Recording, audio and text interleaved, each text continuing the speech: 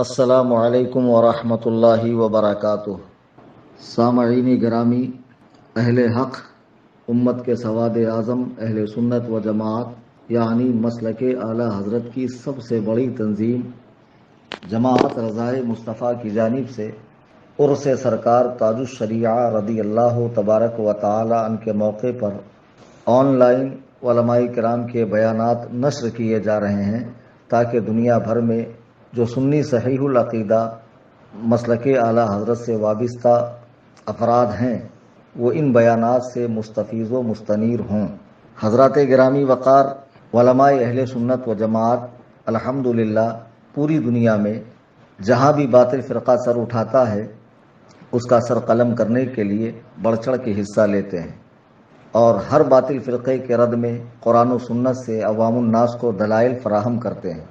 فتنہ وہابیت ہو، دیوبندیت ہو، قادیانیت ہو، شیعت ہو، تفضیلیت ہو، کوئی بھی فرقہ ہو،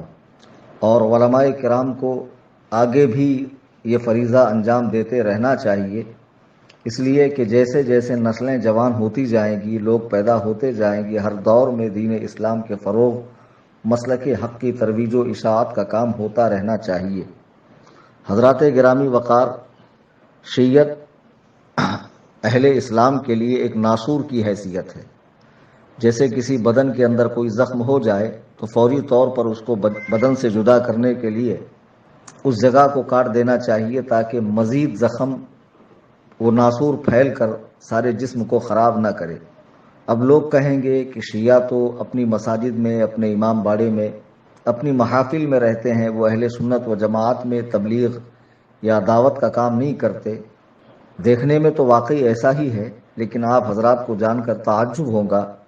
کہ اہل سنت و جماعت میں کچھ خانوادے، کچھ پیران کرام، کچھ مجاور صاحبان شیعت سے بہت زیادہ متاثر ہیں، اور شیعوں کے وہ غالی عقائد جن کو 1300 سال سے علماء اہل سنت نے کنڈم کیا ہے، اس کا رد کیا ہے، آج کچھ سنی کہلانے والے حضرات اس کو اپناتے جا رہے ہیں۔ بڑے افسوس کا مقام ہے، اور واقعی اس مقام پر رونا آتا ہے کہ جو صاحبان جبہ و دستار ہیں، مزارات کے سجادہ نشین ہیں، سجادگان ہیں، اور طریقت سے تعلق رکھتے ہیں، وابستگان سلسلہ ہیں، وہ حضرات بھی شیعت کی بولی بول رہے ہیں۔ افسوس صد افسوس کہ اماں عائشہ صدیقہ رضی اللہ تعالی عنہا پر جب ہندوستان میں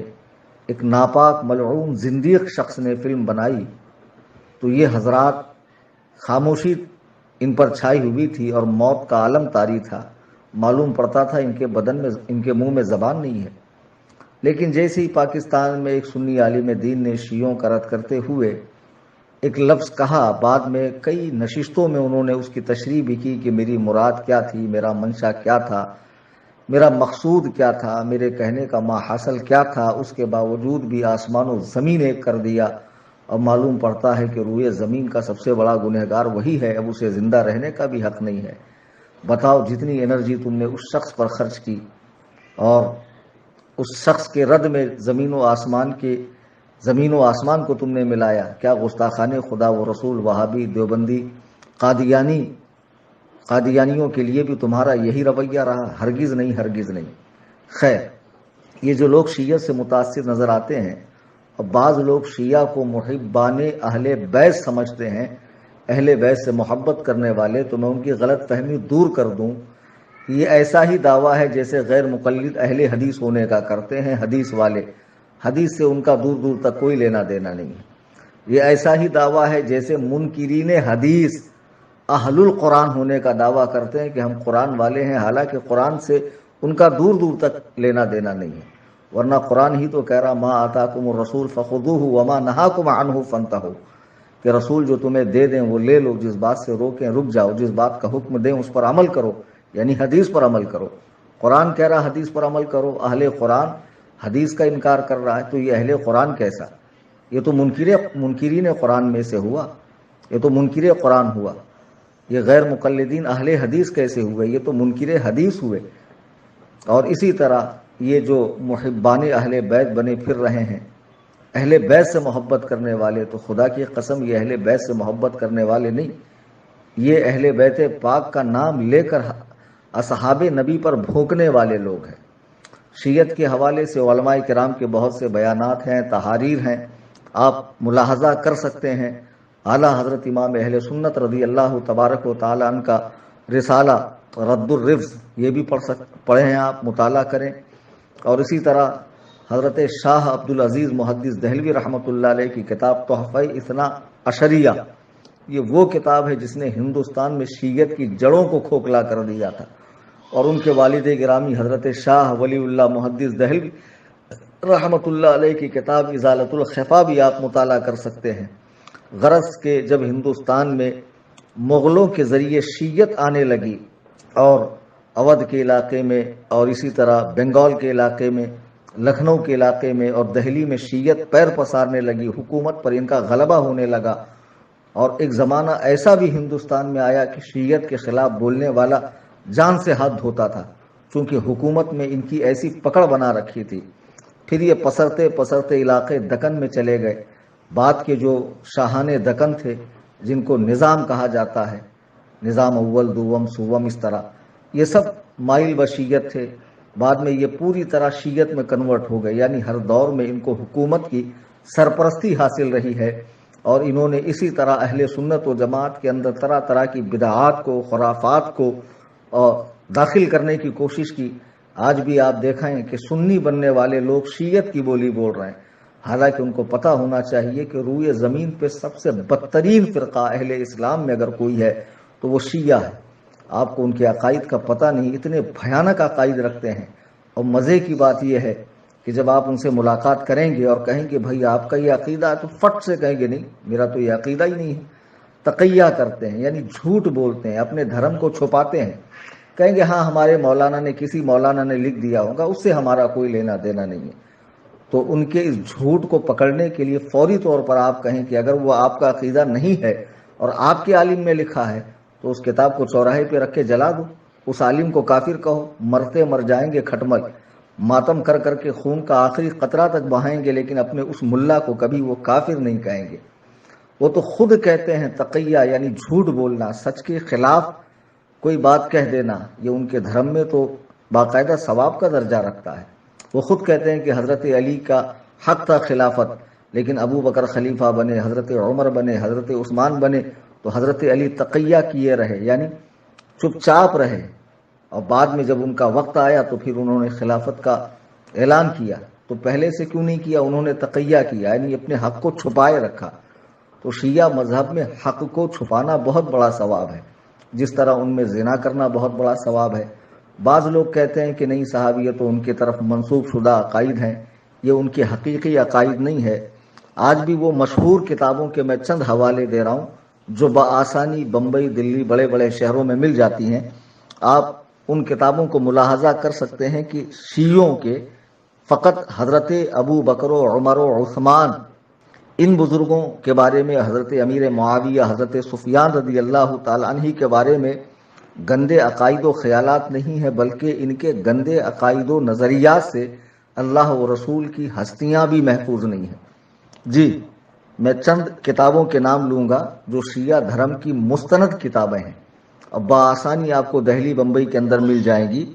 ان عقائد کو، شیعوں کی ان عقائد کو سن کر آپ اندازہ لگائیں کہ یہ روئے زمین کی کتنی بدترین قوم ہے۔ شیعوں کا عقیدہ نمبر 1 میں عرض کرتا ہوں کہ جو ان کی کتاب اصول کافی جلد 1 صفحہ نمبر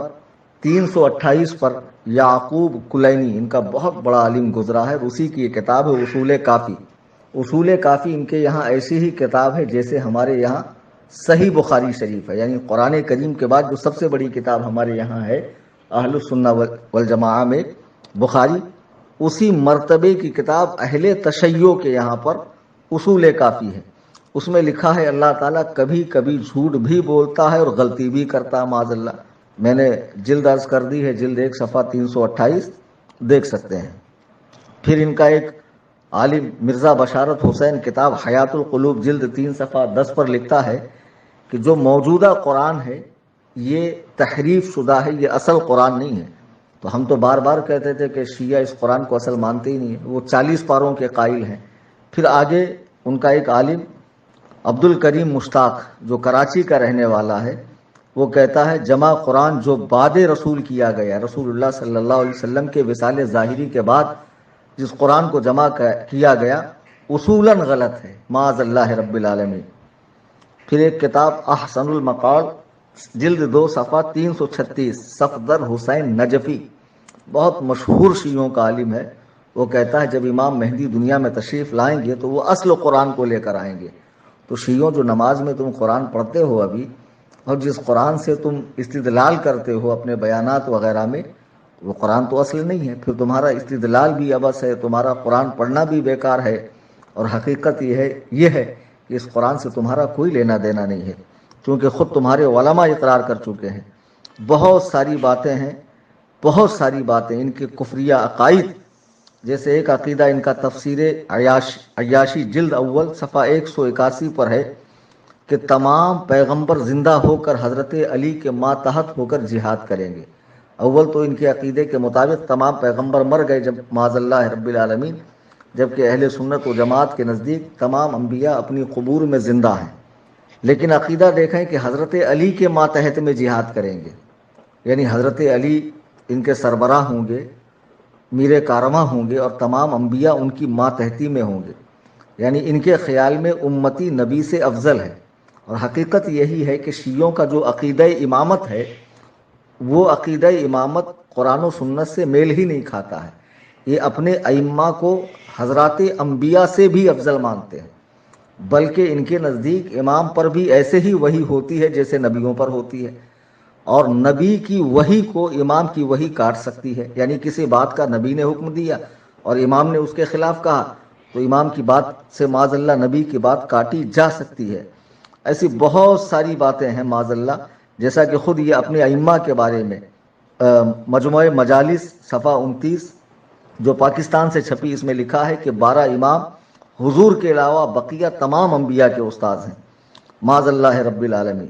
اور یہی اصول کافی جس کا میں نے نام لیا، اس کی جلد اول، اس میں حدیث نمبر 43 ہے، حدیث کا نمبر 43 ہے اور صفحہ نمبر 420 ہے، تہران ایران سے چھپی ہوئی ہے، اس کا ترجمہ بھی ہوا ہے اردو میں۔ اس میں لکھا ہے کہ ابو بکر و عمر عثمان نے حضرت علی کی امامت ترک کر دینے کے وجہ سے، یعنی ان کی امامت کو قبول نہ کر کے معاذ اللہ مرتد ہو گئے۔ بتائیے، جو کسی مسلمان کو کافر کہے تو حدیث پاک کے مطابق اگر وہ کافر نہیں ہے تو کہنے والا خود کافر ہو گیا۔ تو یہ لوگ تو ایسے جلیل القدر اصحاب نبی کے ایمان کا انکار کر رہے ہیں، اور نہ صرف ابو بکر و عمر عثمان کا، بلکہ شیعوں کے نزدیک 1,24,000 جو صحابہ تھے، یا تقریباً 2 لاکھ صحابہ تھے رسول اللہ کے وصال کے بعد، سوائے 3 کے سب اسلام سے پھر گئے۔ اب آپ سوچئے شیعہ کتنی مرتبہ کافر ہوئے، اور پھر اپنے ائمہ کو انبیاء سے افضل کہنے کی بنا پر کافر ہوئے۔ جو غیر نبی کو نبی سے افضل کہے وہ کافر ہے، پھر خدا تعالیٰ کے لیے جھوٹ کا قائل ہو کر کافر ہو گئے۔ اور اس طرح کی کئی ساری خرافات ان کے یہاں موجود ہیں، بے شمار ان کے عقائد ایسے ہیں، انشاءاللہ وقتاً فوقتاً بیان کرتے رہیں گے۔ سر دست میں عرض کروں گا کہ شیعوں کی مجالس میں ہرگز شرکت نہ کریں، ان کی کتابیں نہ پڑھیں، ان سے کسی قسم کا کوئی تعلق، لین دین، نکاح، کاروبار بالکل بھی نہ کریں۔ اور جو ان سے متاثر ہیں اور اپنے آپ کو سنی کہہ کر حضرت مولائے کائنات رضی اللہ تعالیٰ عنہ کو حضرات شیخین کریمین پر فضیلت دیتے ہیں، وہ یہ جان لیں کہ یہ اہل سنت و جماعت کے خلاف عقیدہ ہے۔ امت کے 1400 سالہ تاریخ کے اندر کسی بھی عالم، سنی عالم نے یہ عقیدہ ہرگز بیان نہیں کیا کہ معاذ اللہ مولائے کائنات حضرات شیخین کریمین سے یا حضرت عثمان غنی رضی اللہ تعالیٰ سے افضل ہے۔ اپنے آپ کو شیعت کے جراثیم سے محفوظ رکھیے۔ جس طرح کورونا کے کیٹاڑو انسان کو ہلاک کرتے ہیں، اسی طرح شیعت کے کیٹاڑو بھی آپ کے ایمان کو ہلاک کریں گے۔ اللہ تعالی ہم سب کو مذہب مہذب اہل سنت و جماعت یعنی مسلک اعلی حضرت پر قائم رکھے اور اسی پر ہمارا خاتمہ فرمائے۔ مسلک اعلی حضرت زندہ باد، جماعت رضائے مصطفیٰ پائندہ باد، عرس تاج الشریعہ زندہ باد۔ خدا حافظ، فی امان اللہ، السلام علیکم۔